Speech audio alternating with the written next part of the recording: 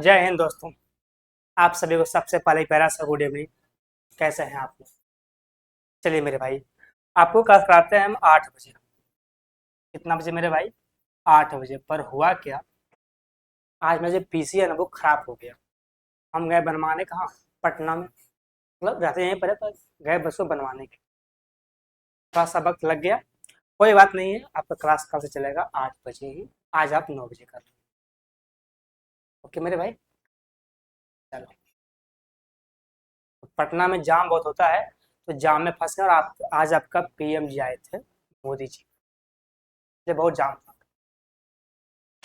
Okay, चलिए तो हम सवाल करेंगे मेरे भाई। देखिए, आपका सवाल होगा इसका, CHSL 2024 का सवाल, मतलब इसके लिए हम करवाएंगे। आपका सवाल उठाए हम 21 से 21 देंगे, 22 देंगे, 23 देंगे, और तब तक आपका एग्जाम भी हो जाएगा। ठीक है, तो हम क्या करेंगे, कम से कम 3-4 का जो है सवाल उसको कवर करेंगे। तो कहाँ से किए हैं? 21 से। आ जाओ मेरे भाई, करते हैं सवाल। ये देखो पहला सवाल है, बताओ इस सवाल का।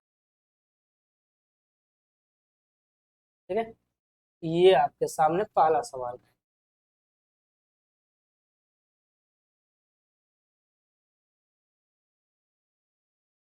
ये मेरे भाई,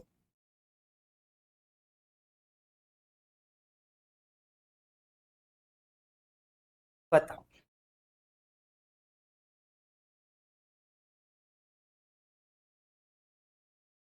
सवाल है कि यदि यदि 60 सेंटीमीटर परिमाप वाले एक आयत का आसन भुजा है 3:2 के अनुपात में कहा गया है, तो इस आयत का बताओ एरिया क्या होगा। निकालना है, क्या है एरिया।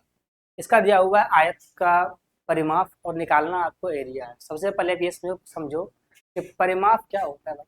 परिमाप होता है 2 × L + B। अब L है कितना? L आपका दिया हुआ है 3 है, तो क्या आपका B मान लो इसको। ये आपका हुआ परिमाप। ठीक है, ये क्या हुआ? ये हुआ परिमाप। पर परिमाप है कितना? परिमाप तो 60 है। ये कटेगा 60 कितना बार में? 30 बार में। ठीक है, अब ये हुआ 5x, हुआ ना, ये कटेगा 5 से 30 6 बार में। यहाँ से आपका x कितना आ गया? x आ गया आपका 6। ओके मेरे भाई, x कितना हुआ? 6। ठीक है, अब हमको आप ये बताओ, निकालना है एरिया। एरिया होता है क्या है? लंबाई गुना में चौड़ाई होता है ना। लंबाई को लिखो 6×18, और चौड़ाई क्या लिखे हुआ? 6×2 = 12। अब गुना कर दो। 36 के 6 बाकी में 3, 18 और 3 21। ये हुआ इसका एरिया 216। कौन सा आंसर है? क्या हुआ आज? आंसर है आपका बी नंबर 216। जी मेरे भाई। ओके, आज आप इधर कैसे? हमको ये बताते हो धर्मेंद्र भाई कि आज आप इधर कैसे? मन में ख्याल आया होगा कि एक है जो कि पढ़ाते हैं। कोई बात नहीं, ठीक है, चलो करेंगे सवाल अब।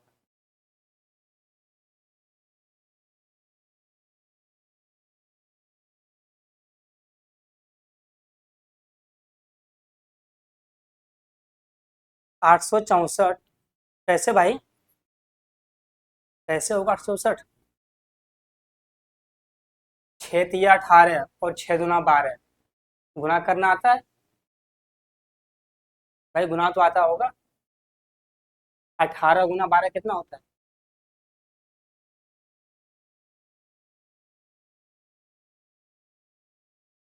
गलत बात। सब कुछ सही करने के बाद अगर आपसे गलती मार दोगे तो गया काम। भैंस गया पानी में, है ना। अरे यादव जी हो ना, तो भैंस को पानी में क्यों भेज भेज रहे हो? ओके भाई, कोई बात नहीं है। आप एग्जाम दो। एग्जाम चल रहा है, आप एग्जाम दो। आराम से एग्जाम दो, आराम से पढ़ो, कोई दिक्कत नहीं है। जब मन हो तब आओ, कोई दिक्कत नहीं। ये क्लास आपका चलता रहेगा, हम आपके लिए हमेशा हाजिर। ओके, चलो सवाल आपका है कि 9.5% की वार्षिक दर पर 4 वर्ष के लिए उधार ली गई राशि किसी निश्चित पर सामान्य ब्याज का 12.5% के ब्याज पर उधार ली गई 3 वर्ष के लिए राशि, ठीक है, सामान्य ब्याज से 225 रुपया अधिक है, तो बताओ उधार ली गई राशि जो है वो क्या है। सवाल सिंपल सा है, सवाल सिंपल सा है कि 9.5% के हिसाब से पहले 4 वर्ष के लिया, उसके बाद 12.5% के हिसाब से 3 वर्ष का लिया, इन तीनों का अंतर कितना, 225 रुपया, बताओ इसका सामान्य ब्याज क्या है। सवाल साफ है, ये मतलब है, ठीक है, सवाल साफ कहा है कि 9.5% के हिसाब से 4 साल का ब्याज, तो ये होगा उसका ब्याज, सामान्य ब्याज का है। 12.5% के हिसाब से 3 वर्ष का ब्याज ये होगा, यही तो होगा। कहा गया है अधिक है, भाई अधिक हो या कम हो, होता तो अंतर ही है, माइनस का चिन्ह लगाओ, कितना है 225, है ना, चाहे अधिक हो या कम हो, होना तो एक ही है। चलो भाई, ये कितना होगा, 5 चौका 20, 9 चौका 36, 2 38, मेरे भाई ये है 38, ठीक है, और माइनस नहीं होगा 37.5, तो कितना बचेगा, ये बचेगा 0.5, भाई घटा तो आता होगा 0.5, इसका मतलब कितना है 225। जब आप गुना करोगे इसको ना, तो आपका आएगा 38, ये होगा 37.5 यानी कि 37.5, घटाओ कितना बचेगा 0.5, ठीक है, यहाँ तक बिल्कुल सही है। ये किससे कटेगा भाई, अगर आप इसको हटाओगे ये कट, यहाँ बैठेगा 0, ये कटेगा आपका 5 चौका 20 और 2 5 5 45, ये आपका है, ठीक है, 450, एक का मतलब कितना हुआ 450। ओके, आपको निकालना क्या है, आपको निकालना है कुल राशि, टोटल राशि हमेशा होता है 100%, ठीक है, अगर ये एक का मतलब इतना, तो 100 का मतलब कितना हो, 45 पर 3 जीरो, यही तो इसका आंसर होगा, 45,000 रुपया। कौन सा आंसर है, आंसर नंबर बी होगा, 45,000 रुपया। तो इस सवाल में कुछ नहीं बोला है, साफ साफ बोला है, बस दो चीज दिया हुआ है, एक इसका ब्याज एक इसका ब्याज, दोनों का अंतर इतना है, बताओ ब्याज, पूरा मूलधन क्या हो, मूलधन हमेशा होता है 100, 100 का मान निकालना है, इसमें कोई फॉर्मूला यूज नहीं करना, कुछ भी नहीं करना। चल करते हैं सवाल।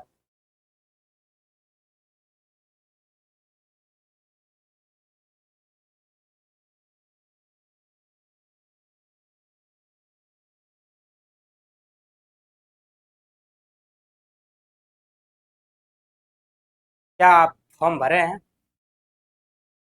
CHSL का, ठीक है, चलो, सवाल है कि जब धनात्मक पूर्णांक n को 12 से भाग देते हैं तो होता क्या है, शेषफल बचता है 5, यदि 8n² प्लस में 7 को 12 से विभाजित किया जाए तो बताओ कितना शेषफल जो है बचेगा, ये सवाल है, ठीक है, चलो करते हैं, देखना। कहा गया है कि जब आप भाग दोगे n से, कोई संख्या n है, जब भाग देते हो इसमें 12 से, तो शेषफल कितना बचता है, कहोगे 5, कितना बचता है 5, ठीक है, ये बोला है सवाल।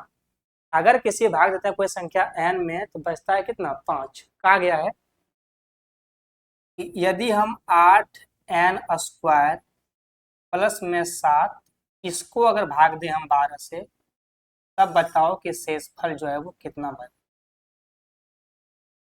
ठीक है, तब बताओ शेषफल कितना बचेगा। क्यों नहीं भरा भाई आप 12th पास है ना, तो आप क्यों नहीं भरे, क्यों छोड़ दिए आप इसको। ओके, मजाक कर रहे हो, चलो यहाँ देखो, ये नियम किसका, ये नियम आपका,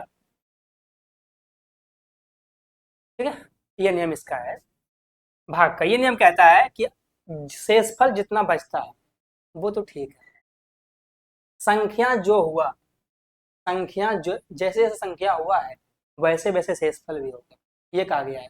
संख्या जितना गुना बढ़ेगा शेषफल भी उतना गुना बढ़ेगा, संख्या अगर घटेगा तो शेषफल भी घटेगा, संख्या अगर भाग में आएगा तो शेषफल भी भाग, ऐसा नियम कहता है। यहाँ पर जो हुआ है वही काम शेषफल में भी होगा, ठीक है, यहाँ पर n में 8 गुना हुआ है तो आपको 8 गुना करना पड़ेगा, यहाँ पर n में 5 का स्क्वायर हुआ है तो इसमें आपको 5 का स्क्वायर करना पड़ेगा, और प्लस में 7, ये 7 जोड़ना पड़ेगा। अब इसको भाग देना पड़ेगा किसको, किससे, 12 से, ठीक है। जो होता है शेषफल में वह संख्या जैसा बढ़ेगा शेषफल वैसा बढ़ेगा, ठीक है, तो संख्या ऐसा बढ़ा तो शेषफल भी वैसा ही बढ़ेगा। अब किसी भी अंक को अगर 12 से हम भाग देंगे तो शेषफल ये तो बचेगा नहीं, कुछ कम बेसी बचेगा। चलो करो। 25 गुना 8 होता है 200, अब प्लस 7 कितना होता है 207, इसको हटाओ और लिखो कितना 207, 207। तो अब ये तो बचेगा नहीं, भाग दो फिर 12 से, ये अगर आपका 12 से कटेगा भाई, कितना शेष बचेगा, भाग दो। इस जगह 12 से एक बार में बचेगा क्या, 8 7 87, फिर 84, कितना शेष बचा 3, यही इसका आंसर है 3। कौन सा आंसर है, आंसर नंबर बी होगा 3। कुछ नहीं करना है, 207 में भाग देना है 12 से, कितना शेष बचेगा 3। ये आपका नियम है, ये भाग का नियम है। जब पढ़ोगे ना आप नंबर सिस्टम तो वहां पर ये पढ़ाते हैं, वहां पर ये बताते हैं कि जो संख्या कहेगा, जो संख्या होगा वही सेम काम होगा शेषफल का भी। आज अब करते हैं सवाल अगला।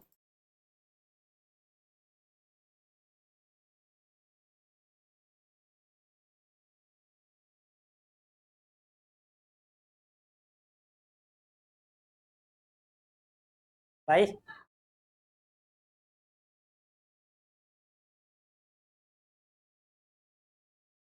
भाई आप यूपी से कर रहे हो ना, मतलब बीएससी। सवाल है, यदि x minus one by x का मान 2√2 है तो बताओ x की minus one by x Q का मान जो है वो क्या होगा। सवाल निहायत ही घटिया और निहायत ही हल्का है, लेकिन सवाल आपका ऐसा पूछा जाता है, ठीक है।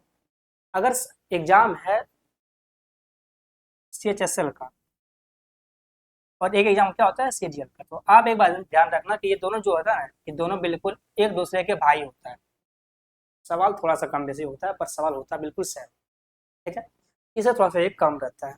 चलो करते हैं।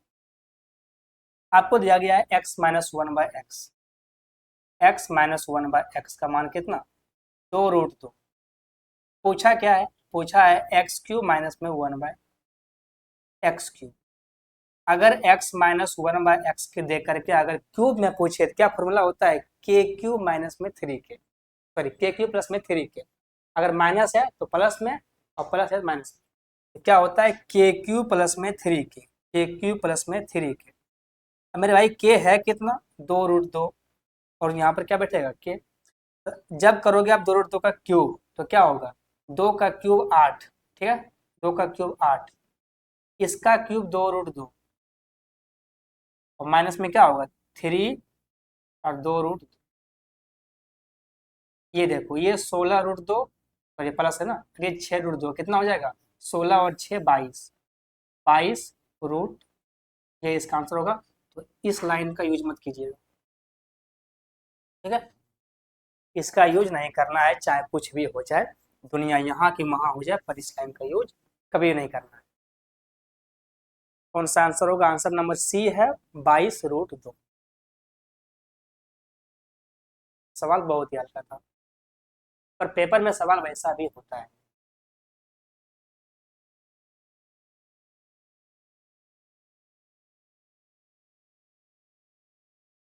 चलो ये सवाल है, सवाल ऐसा होना चाहिए। ये सवाल तो है अच्छा, है हल्का भी, लेकिन इसका जो कैलकुलेटिव है ये इतना बड़ा लंबा है, जितना लिखोगे उतना चाहिए। सवाल है साइन स्क्वायर बटे टेन स्क्वायर माइनस में साइन स्क्वायर का मान अगर 5 है तब बताओ इसका मान क्या होगा, ठीक है। सवाल बहुत अच्छा है लेकिन थोड़ा लंबा है। चलो करते हैं। क्या है मेरे भाई, साइन स्क्वायर बटे में टेन स्क्वायर और माइनस में कॉस स्क्वायर, सॉरी कॉस ही है ना कि साइन है, साइन है, ठीक है। यहाँ क्या है साइन स्क्वायर, साइन स्क्वायर।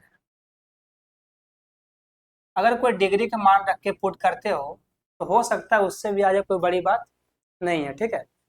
पर हम चेक नहीं किए हैं, लेकिन हम क्या किए हैं कि सिंपल सा थोड़ा सा इसको सिंप्लीफाई किए हैं। आप समझो कि जब टेन को आप लिखो तोड़ के क्या चीज, साइन स्क्वायर बटे में कॉस स्क्वायर, समझना मेरे भाई, हर चीज को लिख नहीं सकते हो आप, ठीक है, तो आप समझो।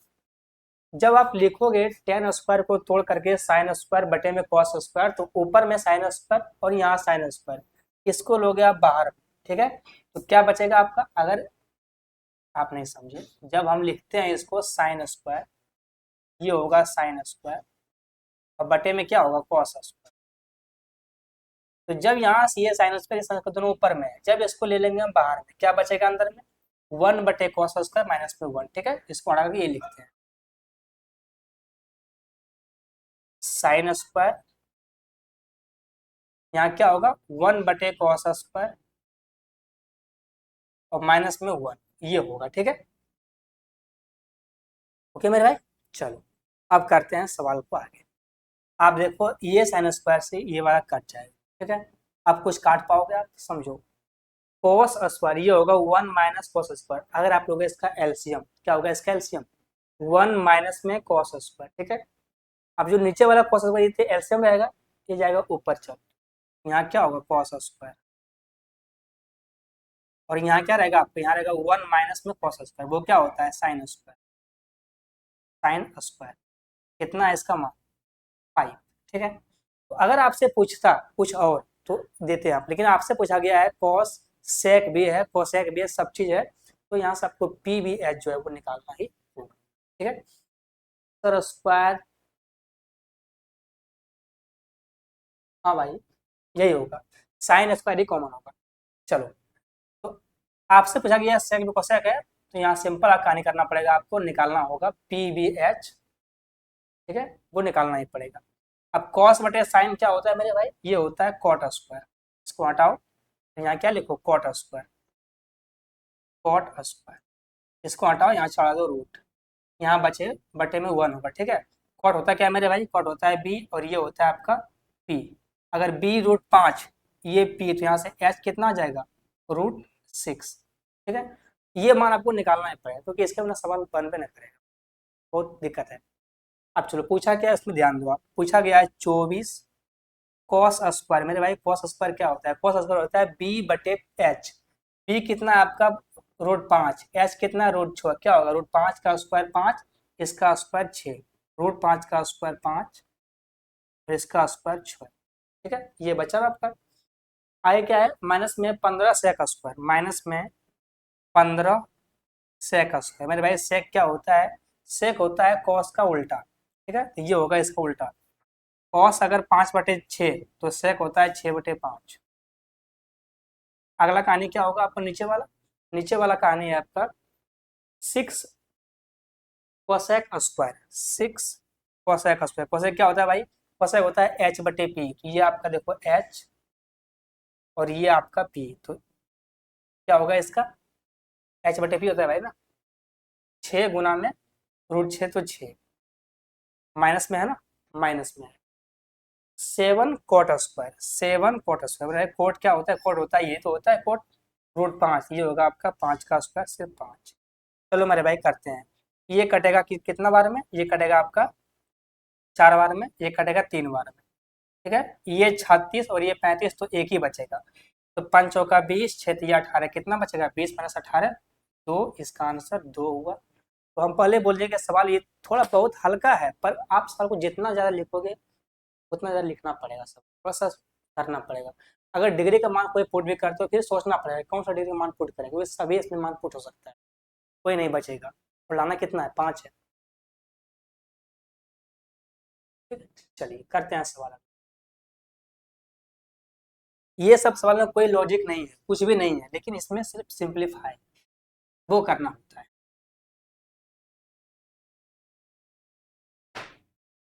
इतना वाला सवाल का आंसर क्या है, सिर्फ और सिर्फ 2, मात्र 2। सवाल का है, सवाल है कि अमित ने 8,000 रुपये अंकित मूल्य वाली लेखक सामग्री कोई सामान है, वो 12% के छूट पर खरीदा, परिवहन पर किया खर्च कितना 160 रुपया का, और उसने इस सामग्री को अंकित मूल्य पर ही बेच दिया, बताओ उसका लाभ प्रतिशत क्या है। ठीक है, ये पूछा गया मेरे भाई, बिल्कुल इजी था, ये बिल्कुल निहायत ही घटिया सवाल था, लेकिन जो आप समझ रहे हो जो लेंदी है वो प्रोसेस होता है, इसका वो प्रोसेस है। क्या बोला गया है कि अनिल ने वस्तु लिया कितना 8,000। एक बात बताओ, 8,000 रुपया का वस्तु है, उस पर अगर लेते हो आप छूट 12% का, ठीक है मेरे भाई, वस्तु का कितना हम लोगे आप, ओके सर, होता क्या 12%, ये होता है 12/100, तो चढ़ती है 12, और 4 से कितना कटेगा ये 25 बार का, ठीक है। तो समान कितना मिलेगा 22/25, 22/25 मिलेगा मेरे भाई। अगर लिखा हुआ आपके सामने 12%, इसका मतलब कितना होता है 12/100, 12 चौका चढ़ती है 12, 4 से 25 बार का। तो समान अगर 25 का है तो 3 का डिस्काउंट कितना मिलेगा 22। अब यहाँ से काट कुट करो आप, ये कटेगा 25 से काट लो इस 100 को 4 बार में, ठीक है। अब गुना कर दो ये, 4 8 दूना 16, 16 एक 17, अब गुना में 4 कितना होगा 6 चौक 24, 7 चौका 28 और 2 30, ठीक है। और 4 और 3 7, 770 और 40, ये हुआ इसका अंकित मूल्य। इतना पर उसने सामान लिया 70 और 40 पर, ओके आप समझ रहे हो। इतना पर उसने सामान लिया, लेकिन जब वो सामान को लाया, जब वो सामान को लाया बाजार से, तो उसको देना पड़ा कितना 160 रुपया उस ठेला वाले को। तो ये पैसा भी वही भरेगा, जो 160 रुपया है ये पैसा भी कौन भरेगा, यही भरेगा, ठीक है। तो कितना हो गया 7200 रुपया हो गया। इसको मिला क्या लिखो आप 7200 रुपया, ये हुआ आपका 7200 रुपया। ये पैसा क्या हुआ, ये पैसा आपका सीपी हुआ। आपने 70-40 में सामान लिया था, पर आपको जो 60 रुपया है वो आपको भरना पड़ा, वो भी आपका ऐड हो गया, कितना हुआ 7200 रुपया। आपका ये हुआ सीपी। आपने क्या किया अंकित मूल्य पर ही वस्तु को बेच दिया। अंकित मूल्य था कितना 8000 रुपया, 7200 का सामान को बेचोगे 8000 रुपया में, तो कितना का प्रॉफिट होगा आपको 800 रुपया का। 800 का होगा प्रॉफिट। किस पे होता है प्रॉफिट, हमेशा सीपी पर। सीपी है कितना 7200, गुना में 100%, इससे ये 8 से 9 बार में कितना आएगा 100/9 क्या होता है 11 सही 1/2, 1/9%। यही इसका आंसर है 11 1/9%। कौन सा ए नंबर इसका आंसर होगा। पहले वो सामान का अंकित मूल्य था, डिस्काउंट दिया, अब डिस्काउंट दिया तो वो दिया, पर पैसा जो लगाया परिवहन खर्च वो देना पड़ेगा, जो लिया है वो उसका सीपी होगा। कितना में बेचा, बेच दिया। अगर यहाँ बोलता कि अंकित मूल्य नहीं, ठीक है, कि अंकित मूल्य पर नहीं बेचे, मतलब कुछ नहीं बोलता, सिंपल बोलता बताओ लाभ क्या होगा, तब निकालते एसपी से। फिर अंकित मूल्य पर बेचा हुआ है, सिंपल सा कहानी है 7200 रुपया का सामान है, इसने 8 जने बेचा है, तो 800 रुपया का फायदा हुआ है। चलिए करते हैं सवाल।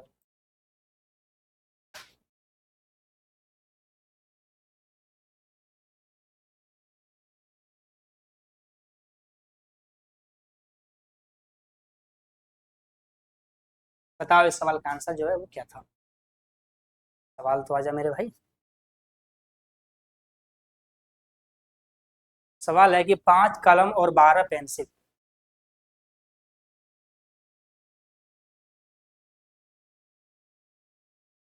क्या है 5 कलम है और 12 पेंसिल का कीमत कितना है 45 रुपया। 5 कलम है, ठीक है, और प्लस में 12 पेंसिल है, ठीक है, इसको पी लिख लो। इसका दाम कितना है 45 रुपया, ये वाला है कहानी। फिर बोलता है कि 20 कलम और 48 पेंसिल, 20 कलम और 48 पेंसिल का दाम जो है वो कितना होगा। सिंपल सा ये कहानी। इसने कहा है कि अगर 5 पेंसिल और 12 कलम का दाम अगर 45 रुपया है, तो हमको साफ साफ बताओ कि 20 कलम और 48 पेंसिल का दाम जो है वो कितना होगा, ये आपसे पूछा। चलो देखो यहाँ पर 5 का ये 4 गुना हुआ है, आप देख रहे हो ये 5 का 4 गुना हुआ है, ये 12 का 4 गुना हुआ है, ये भी हो जाएगा 4। कहानी सिंपल सी, ठीक है। ये हुआ है 4 गुना, ये हुआ है 4 गुना, ये भी होगा 4 गुना। क्या होगा इसका 4 गुना, 5 का 20, 16 2 18, 180 रुपये। कौन सा आंसर है, आंसर नंबर ए होगा 180 रुपया, ठीक है। अगर ऐसा नहीं होता, नहीं बढ़ता, तो फिर करते अलग से नियम से, वो कहानी अलग है। फिर निकालना पड़ता हमको एक कलम का दाम और एक कलम का, ठीक है, वो निकालना पड़ता, तब फिर वहां से करते, पर ऐसा नहीं हुआ है ना। छोड़ो, जब आएगा तब बताऊंगा। ये सामान्य बढ़ा है तो ठीक बात है, सामान्य बढ़ा है तो हमने ये कर दिया, पर अगर सामान्य नहीं बढ़ता, कुछ बढ़ता अलग, तब कुछ अलग करते, ठीक है।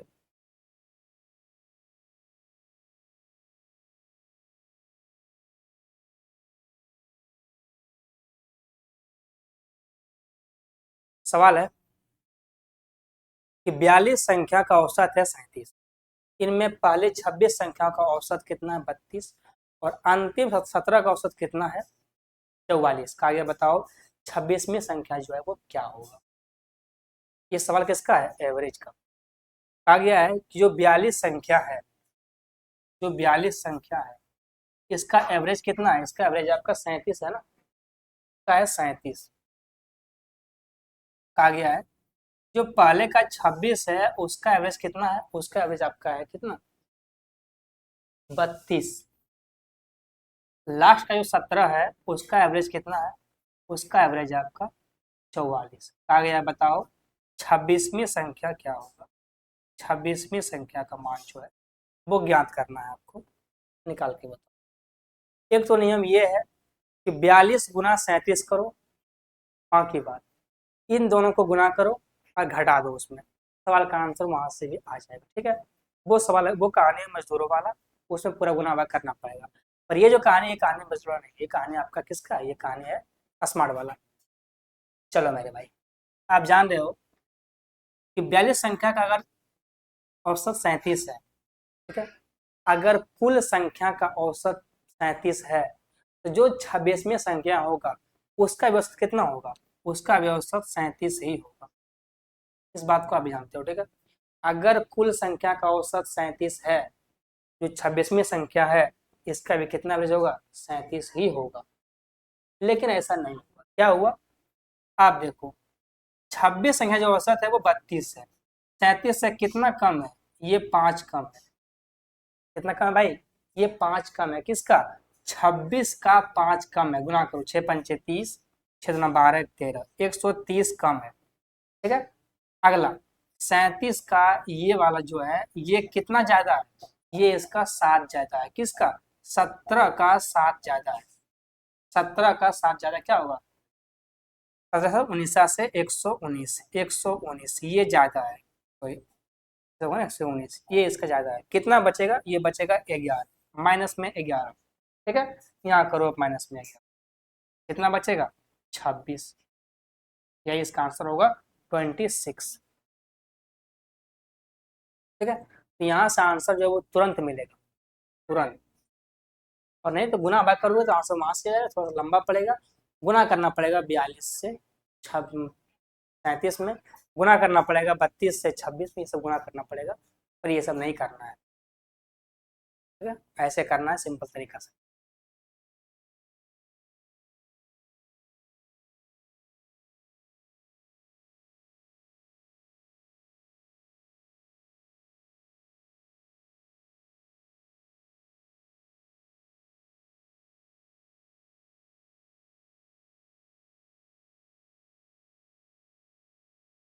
है ना भाई, अरे बता दो।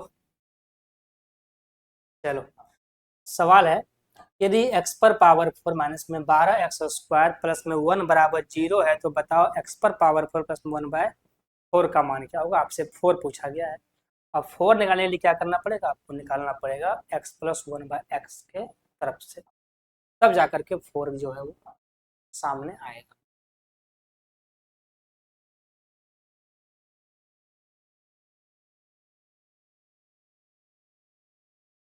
क्या पूछा है आपसे, पूछा गया है x पर पावर 4 माइनस में 12x² और प्लस में 1 बराबर कितना है 0, यही तो है, 0 है ना। पूछा गया है x पर पावर 4 प्लस में 1/x पर पावर 4 का जो है वो मान क्या होगा, ये आपसे पूछा गया है। कैसे करोगे, क्या रूप में करोगे, ये बता दो, कैसे आना आएगा ये बात।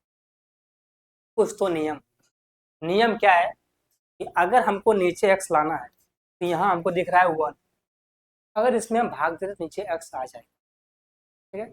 चलो, अब देखो अगर आप भागे तो यहाँ से x में भाग देते हो यहाँ पर क्यूब बचता है, यहाँ एक्स बचता है, यहाँ पर 1/x होता है।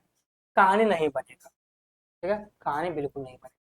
भाग दो एक्स स्क्वायर से, अगर भाग दो एक्स स्क्वायर से, यहाँ से ये वाला खत्म हो जाता है, क्योंकि अगर इस पट्टी अगर कुछ नहीं आएगा तो सवाल सॉल्व कैसे होगा। उसके लिए ये दिया है बीच में कि इसको हटाओ, तो ये कैसे हटेगा, जब भाग देंगे इसमें एक्स स्क्वायर से तब हटेगा, ठीक है। जब भाग दिए हम एक्स स्क्वायर से, यहाँ पर 4 है, 2 कट गया, बचा एक्स स्क्वायर, ठीक है। जब भाग दिया एक्स स्क्वायर से 1 में, यहाँ क्या बचा, प्लस में 1/x बराबर में। जब भाग दिए हम इसमें, यहाँ से स्क्वायर स्क्वायर कट गया, बचा 12, इस 12 उठा के ले गए उस पार, क्या हो जाएगा, प्लस का 12, प्लस का 12, ठीक है। अब देखो आप खुद, स्क्वायर से कहाँ जाना है, फोर्थ के पास, कितना आसानी है, क्या होता है के स्क्वायर और माइनस का 2, के है कितना 12, क्या होता है 12 का स्क्वायर 144, कितना माइनस में 2 कितना होगा 142, यही इसका आंसर होगा 142, ठीक है। थोड़ा सा हल्का था पर इतना भी हल्का नहीं था कि कर पाओगे, सोचना पड़ेगा कि इसमें क्या भाग दें और क्या ये ला के देगा आपको, ठीक है, ये सोचना पड़ेगा। तो हमने क्या किया, हमने कुछ नहीं किया, हमको लाना है नीचे x, तो हम x से भाग दिए, पर x से भाग देने के बाद बात नहीं बना, क्योंकि जब तक इस पार कुछ नहीं आएगा तब तक बात नहीं बनेगा, तो इसको हटाना पड़ेगा। अब इसको ये कैसे हटेगा, जब भाग देंगे हम स्क्वायर से तब हटेगा। हमने भाग दिया, क्या लाया, ये लाया, यहाँ से ये पहुंचे, ये आ गया। इस वाला आपका अलजेब्रा में, अगर आप पढ़ते हो अलजेब्रा बिल्कुल डीपली से, तो आपको सवाल समझ में बिल्कुल अच्छे तरीके से आएगा। ऊपर में पढ़ के अगर निकल गए हो तो सवाल भी कहेगा हम भी ऊपर ऊपर निकल जाते हैं, आप भी जाओ, ठीक है। ऐसा कौन कहेगा, सवाल कहेगा। आ जाओ करते हैं सवाल अगले।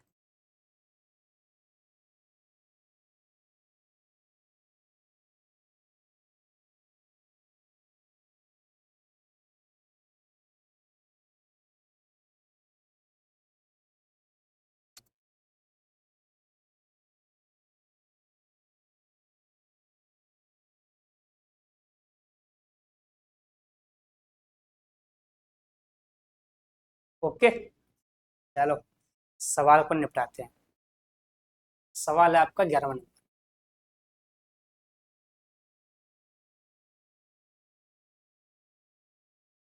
सवाल का है, सवाल है कि दो वृत्त है जो कि एक दूसरे को बाह्य रूप से स्पर्श करती है, उनके केंद्रों के बीच की दूरी है 14 सेंटीमीटर।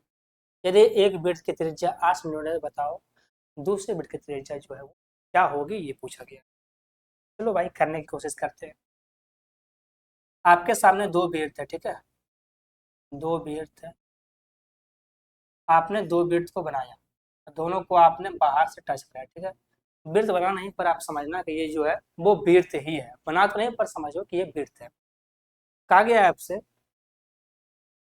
कि इनका एक त्रिज्या, ये वाला त्रिज्या मानो, त्रिज्या आपका जो है ये मानो, ये केंद्र के बीच की दूरी कितना दिया गया आपको, 14, पूरा कितना है 14, इसमें से आपका एक जो है वो 8 है, और ये पूरा कितना, ये पूरा आपका जो है वो 14 है।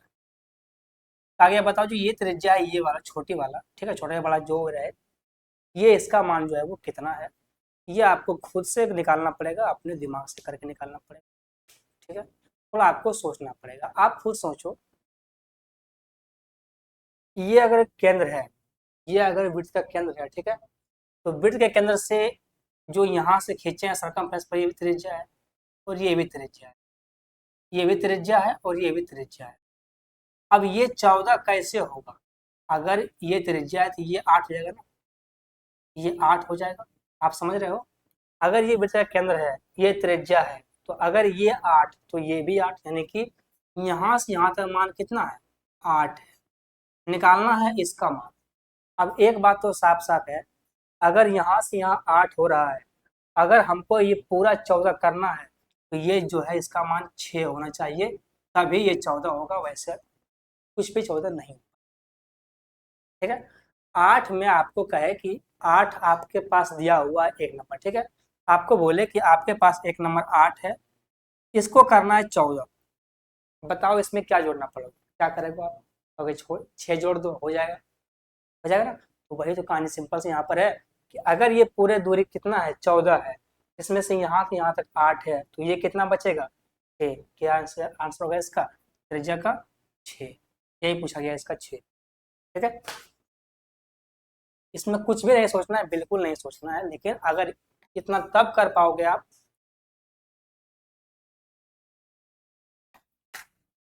जब आप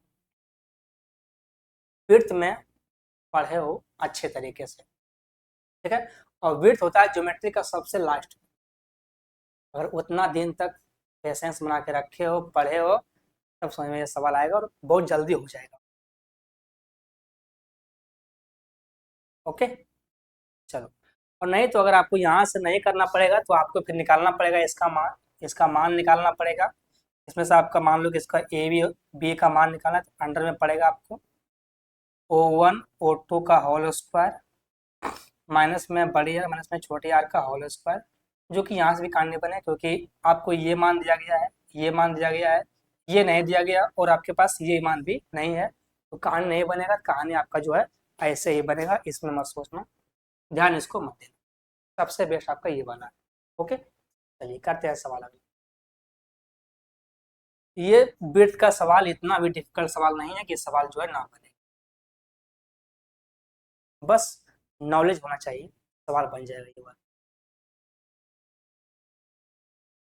ये विड्थ का एक टिच्चू सा सवाल है, टिच्चू सा। चलो सवाल ये वाला है, सवाल है कि कॉट थीटा प्लस में कॉस बटे में कॉट माइनस में कॉस बराबर के प्लस 1 और 1 माइनस के, और के का मान 1 के बराबर नहीं होना चाहिए। क्या पूछा गया है बताओ, के का मान क्या होगा? ठीक है, ये सवाल पूछा गया है। जो कंडीशन है वो कंडीशन को समझना। कहा गया के का मान जो है वो 1 के बराबर नहीं होना चाहिए। दुनिया का कोई मान रख लो लेकिन 1 मत रखना, ये कहा गया सवाल को। ठीक है, चलो करते हैं। सवाल है cot plus cos, cot plus में कॉस। अब इतना दिमाग तो है नहीं कि इसमें के का मान रख करके इसको ला दें आंसर। ठीक है, तो हल ही करना पड़ेगा। कॉट माइनस में कॉस, क्योंकि इतना जल्दी दिमाग सोच नहीं पाएगा। 1 प्लस में के, सॉरी के प्लस 1 है ना, के प्लस में 1 है, के प्लस 1, के प्लस 1, अब बटे में क्या है 1 प्लस के। जब भी सवाल आपके सामने ऐसा है तो इसमें लगाना एक नियम, कॉम्पेंडो डिविडेंडो। ठीक है, कॉम्पेंडो और डिविडेंडो, ये नियम लगाना। ये नियम क्या कहता है? ये नियम कहता है कि अगर आपके सामने ए बटे बी बराबर,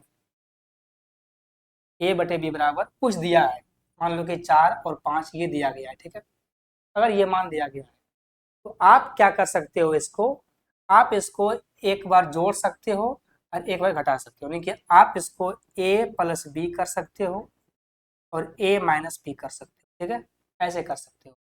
आप इसे कर सकते हो 4 प्लस में 5, आप इसे कर सकते हो, तो ये b माइनस होगा ना, ये होगा b माइनस ए, बी माइनस में ए, और ये कर सकते हो 5 माइनस में 4, ऐसे आप कर सकते हो। ये नियम कौन कहता है? ये कहता है नियम आपका कॉम्पेंडो डिविडेंड। ठीक है, हम यहाँ वही यूज करेंगे, कॉम्पेंडो डिविडेंडो का। ये नियम अगर आप त्रिकोणमिति पढ़ोगे तो वहाँ पे पढ़ाते हैं कॉम्पेंडो डिविडेंडो। ठीक है, वो सवाल जो होता है वो सवाल अपना नियम के अनुसार से चलता है, उसका कोई नियम होता है उससे चलता है। ठीक है, इसका नियम इसमें वही यूज, आप इसको एक बार जोड़ो और फिर इसको यहाँ अलग घटाओ, जो काम करोगे इस साइड वही काम करना इस साइड, बिल्कुल भेदभाव नहीं करना। ठीक है, चलो करते हैं। अगर इसको यहाँ हम जोड़ते हैं, इसको यहाँ जोड़ेंगे, ये माइनस का कॉस और कॉस कट जाएगा। भाई जोड़ के दिखाऊं क्या? ठीक है, अगर यहाँ आप जोड़ोगे तो कॉस और कॉस कट जाएगा, क्या बचेगा? Cot cot two cot, two cot. चलो, अगर आप इसको यहाँ अलग घटाते हो, जब यहाँ घटाओगे, ठीक है, तो यहाँ से आपका जब घटाओगे इसको तो ये होगा माइनस और ये होगा माइनस। ठीक है, ये कॉट कॉट कट जाएगा, बचेगा क्या? माइनस, माइनस का टू कॉस। सेम काम यहाँ करो, जब इसको आप घटाओगे ऊपर में, जब घटाओगे ऊपर में तो ये होगा के प्लस में 1 और माइनस में 1 और प्लस में जो है आपका के रहेगा। ठीक है, भाई क्या रहेगा, प्लस में आपका जो है वो के रहेगा। तो भाई गड़बड़ है क्या, तो नीचे माइनस में है ना, ये माइनस में, ठीक है। यहाँ क्या रहेगा आपका, यहाँ रहेगा प्लस आपका, यहाँ से एक एक कट जाएगा, यहाँ क्या होगा, 2k होगा, 2k बटे में। जब घटाओगे इसमें ला करके इसको, जब घटाओगे इसको लाके इसका, 1 - k में घटाओ क्या, 1k + 1, k -1। यहाँ से देखो आप क्या कट रहा है आपका, ये आपका जो है -1 और -1 कट गया, यहाँ क्या बचा आपका, यहाँ बचा आपका k और k -2, -2। तो मेरे भाई k प्लस में 1 था और 1 माइनस में k था। जब इसको हम घटाएं इधर से, जब घटाएंगे k + 1 में घटाएंगे किसको, इसको 1 + k, यहाँ से 1 और 1 कटेगा तो k 2k।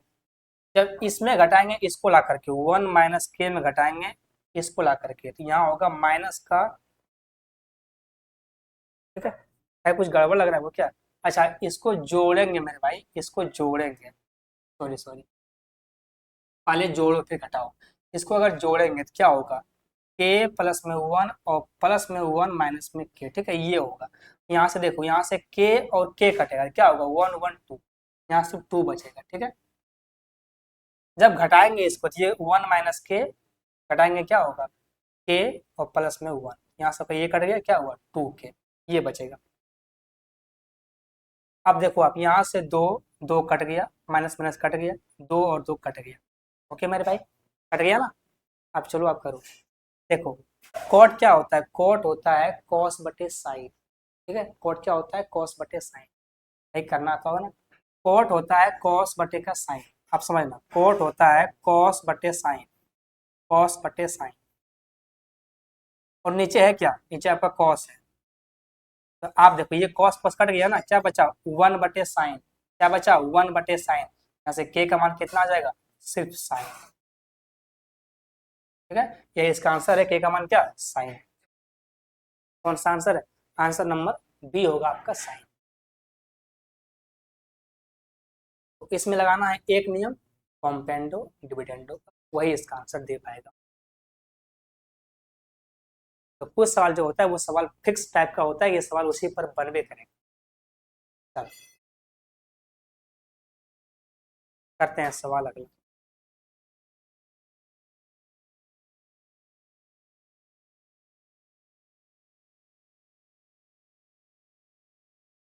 ओके भाई, चलो बताओ इस सवाल का आंसर क्या है,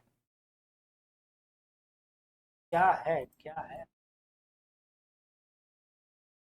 ये है सवाल, सवाल है कि त्रिभुज एबीसी है, सवाल बहुत अच्छा है और थोड़ा धाकड़ भी सवाल है, ठीक है। सवाल है त्रिभुज एबीसी की भुजाओं AB BC और AC पर क्रमशः बिंदु DE और F इस प्रकार है कि AEBFCD क्रमशः angle A, angle B, angle C को समलाइज करता है।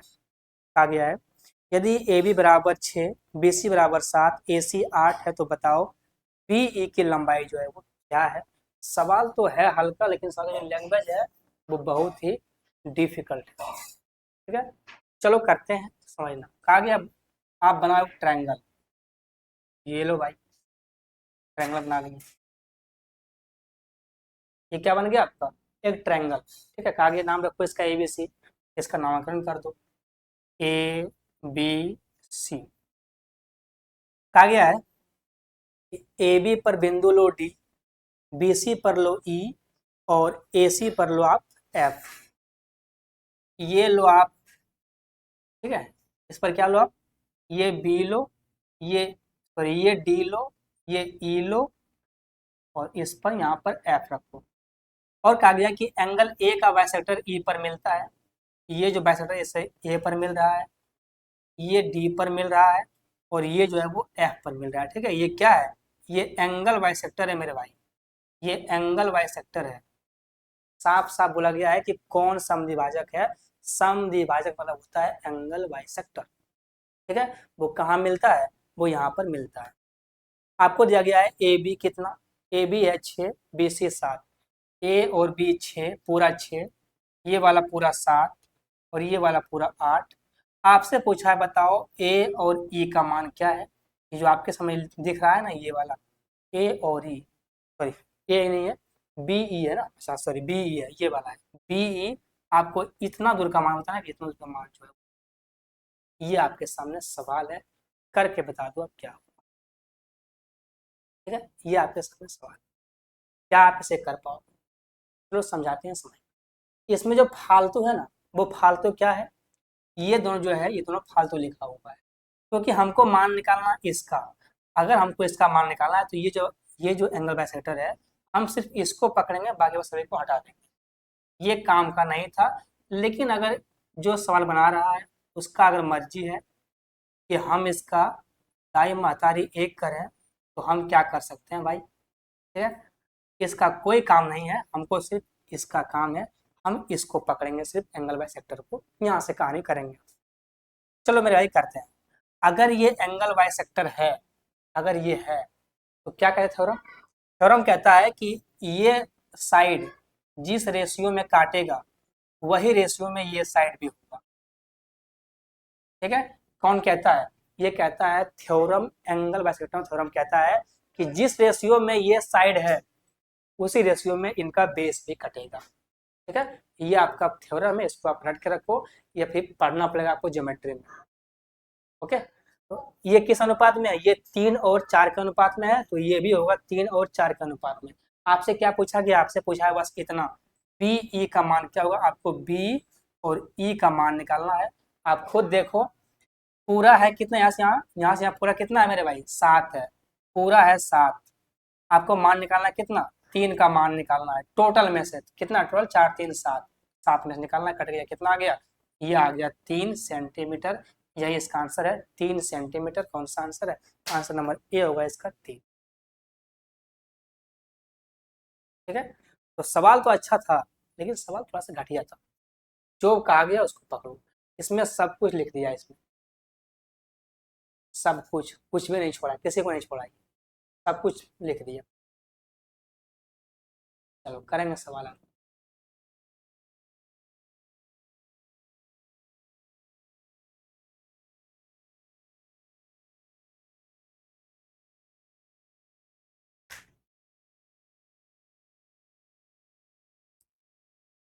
इसमें दो जो था एंगल बाइसेक्टर, वो बहुत ही, कुछ भी नहीं था, उसका कोई काम था ही नहीं। पर जो सवाल बना रहा है उसका मन में है, वो घर से अगर लड़ के आया होगा अपने वाइफ से, तो क्या करेगा, मूड खराब था, उसने ये काम कर दिया और परेशानी आपको कर दिया।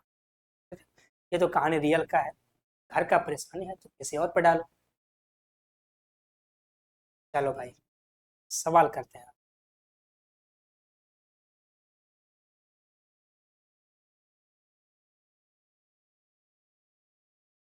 सवाल क्या है कि किसी अनुपात में पहले और चौथे पद का जो गुणनफल है वो 70 है, दूसरे और तीसरे का जो गुणनफल है वो 3.5 वाई है, तो बताओ वाई का मान क्या होगा। ठीक है, ये पूछा गया आपसे वाई का मान क्या है। देखो, सवाल बनना ना बनना वो बात की बात है, ठीक है, लेकिन पहले जो नियम, वो आपका नियम आना चाहिए, याद होना चाहिए।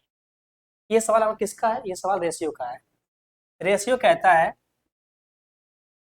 पहला अनुपात, दूसरा नंबर का, तीसरा नंबर का और चौथा नंबर का। अगर आपके सामने 4 अनुपात दिया गया है, ठीक है, ये आपके सामने अगर 4 अनुपात दिया गया है रेशियो प्रपोर्शनल, ठीक है, अगर ये दिया गया है, तो आप गुणा करोगे इसको इससे और इसको इससे, और जो ये आएगा वो दोनों बराबर होगा। ठीक है, ये कौन कहता है, रेशियो। ये सवाल बनना ना बनना बात की बात है। अगर आपको इस सवाल का नॉलेज पता है, रेशियो पढ़े हैं, अगर पता है थोड़ा बात, तो ये सवाल बन जाएगा। बहुत अच्छा सवाल है। कहा गया है कि पहला और चौथा पद का कितना गुणनफल है, 70। ये देखो, पहला और चौथा को गुणा करो, कितना है, 70। ये है 70, और ये बराबर होता है किसके बराबर में, इसका उसके बराबर होता है। कहा गया है कि दूसरा और तीसरा का मल्टीपल कितना है, ये मल्टीपल है आपका 3.5 बाई 3.5, ये है। तो सवाल जो था वो बस इतना था, जो आपके सामने हम लिखे हैं, एक लाइन का सवाल बस इतना है। 70 बराबर कितना, 3.5 बाई। लेकिन बात है कि अगर आपको रेशियो नहीं पता है कि क्या नियम बनता है इसका, क्या होता है, इसको कैसे कर पाओगे। ओके, चलो करते हैं। इससे हटाओगे यहाँ बैठेगा 0, ये कटेगा 35 से 70 दो बार में, कितना आ गया वाई का मान? वाई का मान आ गया 20। इससे नीचे का सवाल तो नहीं हो सकता है, इससे सवाल नीचे का बिल्कुल नहीं हो सकता है, चाहे कुछ भी कर। पर ये सवाल तब हल्का है जब आप नियम पता हो। चलो भाई करते हैं सवाल।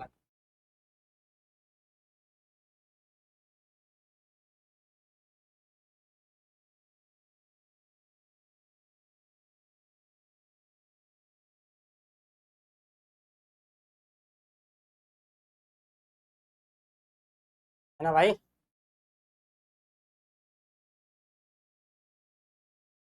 सवाल है कि डिम्पल एक राजमार्ग राजमार्ग पर 90 की चाल से यात्रा कर रही है।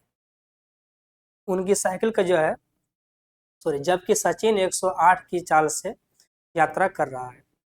मीटर पर सेकंड में बताओ उनकी चाल का अंतर जो है वो क्या हो। ये आपसे सवाल है। इसमें दो चाल दिया गया है, एक चाल आपको दिया गया है 90, एक कितना 108। सिंपल सा कहानी है कि दोनों को कन्वर्ट करो किसी मीटर पर सेकंड में, अब बताओ दोनों में कितना अंतर है। सिंपल सा कहानी, ठीक है, कुछ भी ज़्यादा नहीं है। 90 को करोगे आप किलोमीटर पर आवर में, बदलोगे इसमें मीटर पर सेकंड में, गुना करो 5/18 से, ये कटेगा 18 से 5 बार, कितना आ गया 25। ठीक है, एक क्या है, एक है 108, करो कन्वर्ट किस में 5/18 से, एक कटेगा 18 छक टोटल से, 6×5 = 30। डिम्पल का 5 है, सचिन का 30 है, कितना का अंतर है इनके बीच में, 5 का गैप है, यही इसका आंसर होगा 5। ये सवाल में कुछ भी नहीं था, क्या है सिर्फ 5, लेकिन सवाल आपके सामने ऐसा है। कुछ नहीं का मतलब ये नहीं कि कुछ भी नहीं होता है, सवाल कर लेंगे तो होता है, पढ़ना पड़ता है, करना पड़ता है सवाल, जल्दबाजी नहीं करना पड़ता। ओके,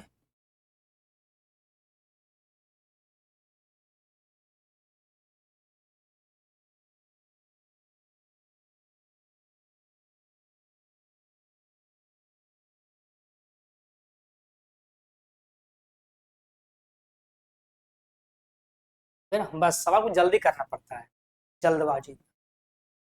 सवाल क्या है कि वो टाइम होता है आपके पास 1 घंटा है, वो नंबर का टाइम होता है। सवाल है कि ब्याज की गणना वार्षिक चक्रवृद्धि आधार पर करते हुए किसी निश्चित राशि पर 10% वार्षिक ब्याज दर पर 3 वर्ष का चक्रवृद्धि ब्याज 1324 रुपया है, तो बताओ उसका जो है वो मूलधन क्या है, आपको निकालना क्या है, मूलधन। सिंपल सा काम, पहले ये पता करो कि 10% के हिसाब से 3 वर्ष का CI कितना होता है। अगर पता है तो वो होता है 33.1%, और ब्याज है कितना 1324। ठीक है, ये ब्याज और ये ब्याज दोनों बराबर होगा। निकालना क्या है, निकालना है आपको धनराशि, निकालना है प्रिंसिपल, वो होता है 100%, वहां से कर लोगे। लेकिन अगर ये याद नहीं है भाई, याद के बात ही नहीं होता है, क्या किसको याद होता है, तो करना पड़ेगा आपको। अगर आपको 3 वर्ष का निकालना है CI, क्या फॉर्मूला होता है, फॉर्मूला होता है 3x प्लस में 3x² बटे में 100, और प्लस में x³ बटे में 10,000। ठीक है, ये होता है मेरे भाई फॉर्मूला। भाई x है कितना आपका 10, तो गुना में करोगे 10 कितना होगा 30, और प्लस में यहाँ होगा 10 का स्क्वायर 100, 100 कट गया, क्या बचा 3, और प्लस में यहाँ होगा 10 का क्यूब कितना 1000, नीचे कितना है 3 0 कटेगा, कितना होगा यहाँ आएगा 0.1, कितना होगा 30 3 33, और प्लस में 0.1 कितना हुआ 33.1। ठीक है, तो 10% के हिसाब से अगर आपको 3 वर्ष का CI निकालना है तो सिंपल याद रखना कि 33.1% होता है। नहीं याद रहा तो फिर ये याद रखो कि 3x प्लस में 3x² बटे 100 प्लस में x³ बटे में 10,000, इस पे मान बिठाओ, आंसर आएगा। ठीक है, कहानी अगर 3 वर्ष का हो तब, कहानी अगर 2 वर्ष का हो तो वो अलग होता है। ये SI नहीं है, ये CI है। कहानी CI का अलग होता है, ठीक है, और कहानी SI का आपका जो है वो बिल्कुल अलग होता है, दोनों में बहुत अंतर है। ओके, तो अगर आपके सामने 3 वर्ष का हो, 3 वर्ष का हो और ब्याज सेम हो, तब ये कहानी लगाना। अगर ब्याज अलग अलग हो तो फिर कहानी उसका मामला अलग है। ओके मेरे भाई, चलो यही कहना था। अब क्या करोगे आप, इसको हटाओगे, यहाँ क्या बैठेगा 0। देखो ये कितना गुना है, ये आपका है 4 गुना। भाई करना आता है, 4 का 4, 4 तिया 12, 12 13, ये आपका है 4 गुना। 0 है, कितना हो जाएगा 40। ठीक है। अगर 1% का मतलब 40, आपसे पूछा गया बताओ धनराशि क्या हो। अरे भाई 40 है ना। क्या पूछा है आपसे कि धनराशि क्या है। क्या धनराशि होता है 100%। कितना होगा 100 का मान। 100 का मान हो जाएगा आपका 40 पर 2 जीरो, कितना 4000 रुपया। ये इसका आंसर होगा। ठीक है। आप लोग अगर चाहते हैं पढ़ना शुरू से लेकर के अंत तक, तो मेरे भाई आप लोग 8 बजे आना। ठीक है। और कम से कम वीडियो को लाइक तो करो मेरे भाई, करते नहीं हो अभी तक, एक भी नहीं हुआ है। सब्सक्राइब भी कर क्या करो। अरे अंदर से फील होता है, मोटिवेशन मिलता है। करो मेरे भाई जल्दी, जल्दी करो।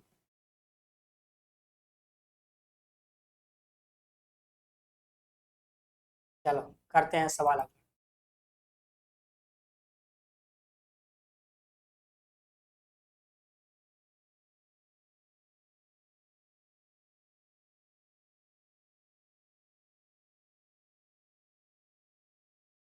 सवाल क्या अगला भाई।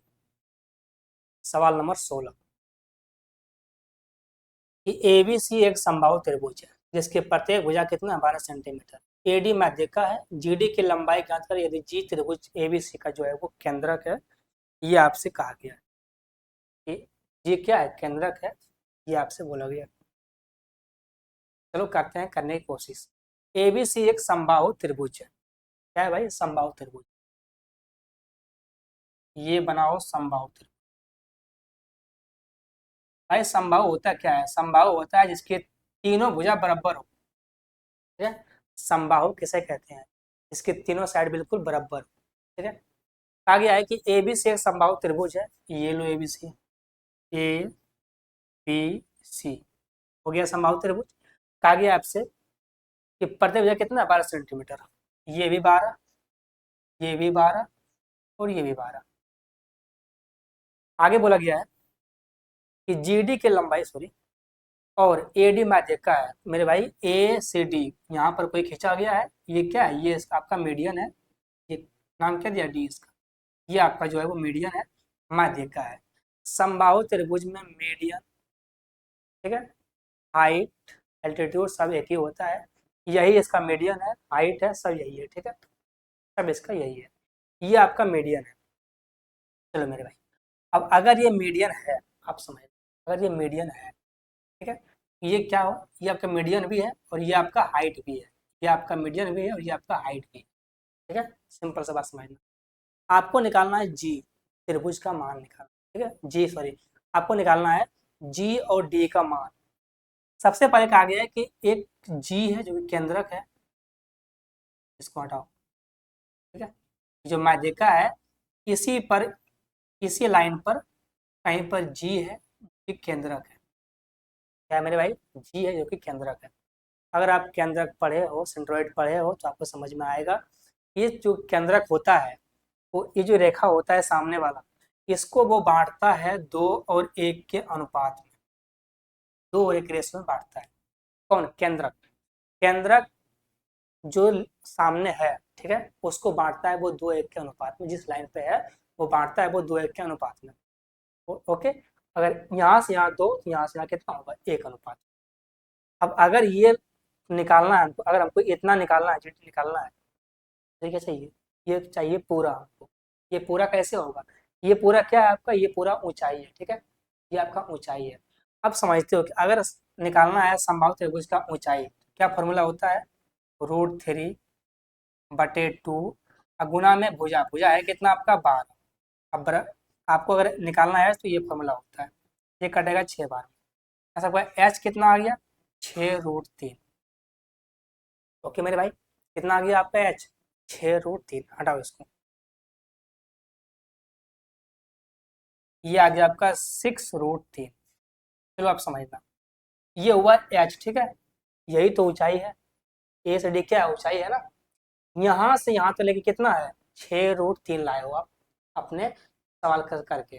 पर ये रेशियो में है कितना, 2 और 1 3। ये 3 का मान ही क्या है 6√3। कितना गुना है ये ये 2√3 गुना है भाई, 3 से कटेगा ना 6 2 बार में कितना है, 2√3 गुना है। आगे बताओ जी से डी का लंबाई कितना है, डी का मान कितना है एक, आपको एक का मान निकालना है, तो एक का 2√2 गुना कितना होगा 2√2, 2√3, यही इसका आंसर है। 2√3 कौन सा आंसर है, आंसर नंबर 2√3 डी नंबर होगा। ओके, ये इसका आंसर होगा। तो ये आपका सवाल था सेंट्रोइड का, वहां पढ़ना पड़ेगा। ठीक है, इसमें चाहिए आपका नॉलेज बिल्कुल अच्छा तरीका से। सबसे पहले सेंट्रोइड ये बांटता है 2:1 के अनुपात में। दूसरा संभव त्रिभुज में आकर निकालना है इसके लंबाई, तो ये आपका ऊंचाई है। अब ऊंचाई कैसे निकलता है, √3/2 गुना में h, वहां से निकलता है ऊंचाई। चल करते हैं सवाल अगला।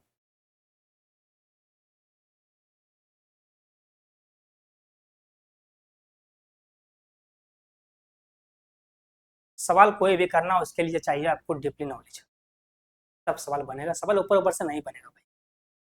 सवाल है कि, सवाल नहीं आया, सवाल है कि तीन संख्याओं का योग कितना है, 2 है। पहली संख्या दूसरी संख्या के 1/2 गुना है, और तीसरी संख्या दूसरी संख्या का 1/4 गुना है। कहा गया बताओ सेकंड संख्या क्या है, आपको निकालना है सेकंड नंबर।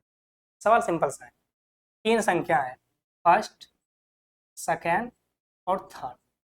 कहा गया है कि पहली संख्या जो है वो दूसरी का 1/2 गुना है, तीसरी जो है वो दूसरी का 1/4 गुना है।